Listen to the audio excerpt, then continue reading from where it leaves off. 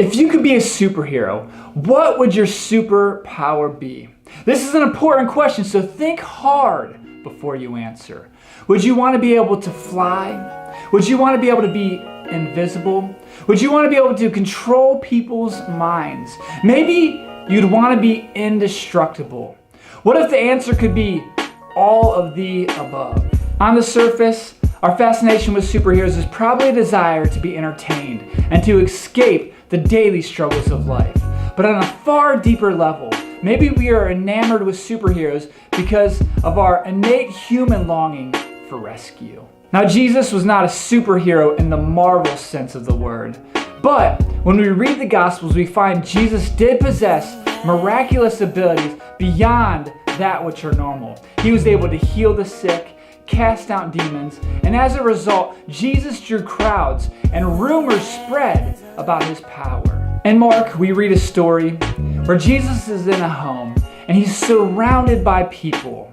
And in this story, 4 men get wind and hear of this miracle worker, and they make a trek to see him. They're determined to bring their suffering friend to Jesus.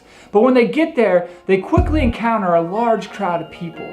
So they're not able to get in and see Jesus. So what they do is they climb on the roof and they cut a hole in the roof and they lower their paralyzed friend in front of Jesus. Let's hit the pause button for a moment. These guys literally vandalized someone's house.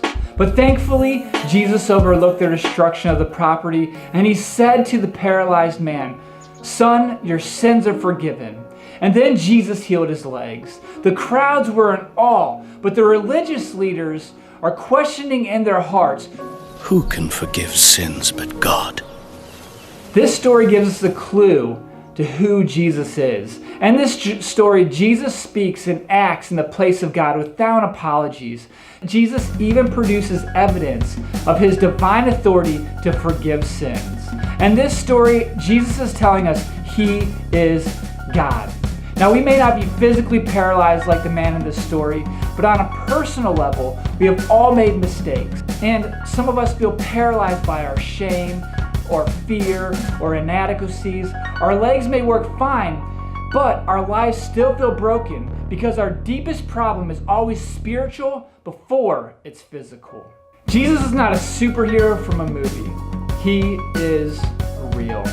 And a beautiful thing happens when you get near Jesus. Bodies are made well, hearts are healed, fears are stilled, and hope is born.